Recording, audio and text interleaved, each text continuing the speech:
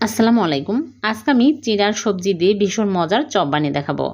১ cup চিড়া নিয়ে নিচ্ছি, ভালো করে ধুয়ে নেব। তারপরে ১০ মিনিট রেখে দেব। ১০ মিনিট পর একটা আলু আর গাজর কুচি, ক্যাপসিকাম কুচি, গাজর কুচি, লবণ, ধনিয়া গুঁড়া, চাট মশলা, জিরার গুঁড়া, চিলি ফ্লেক্স, কাঁচামরিচ, পেঁয়াজ কুচি দিয়ে ধনিয়া পাতা কুচি দিয়ে ভালো করে মাখিয়ে নেব। মাখানো হয়ে গেলে আমি চপের শেপ দিয়ে নেব। এইরকম করে সবগুলো বানিয়ে নেব। তারপরে একটা বাটিতে নিয়ে নিচ্ছি ময়দা, লবণ, মরিচের গুঁড়া, নর্মাল পানি দিয়ে পাতলা ব্যাটার তৈরি করে নেব। তারপরে আমি একটা করে চপ এই ময়দার ব্যাটারের মধ্যে চুবিয়ে তারপরে ব্রেড ক্রাম্ব নিয়েছি, ব্রেড ক্রাম্বের মধ্যে কোট করে নেব। সবগুলো এইরকম করে কোট করে নিয়েছি। এখন এগুলো আমি তেলে ভেজে নেব। চুলায় আগে থেকে তেল দিয়ে তেল হাইটে গরম করে একটা একটা করে দিয়েছি। এখন আমি উল্টে পাল্টে ভেজে নিচ্ছি। হয়ে গেল ভীষণ মজার মুচমুচে চিড়ার সবজির চপ। ভালো লাগলে লাইক কমেন্ট শেয়ার করে দেবেন আর পেজটিকে ফলো দিয়ে রাখবেন। আবার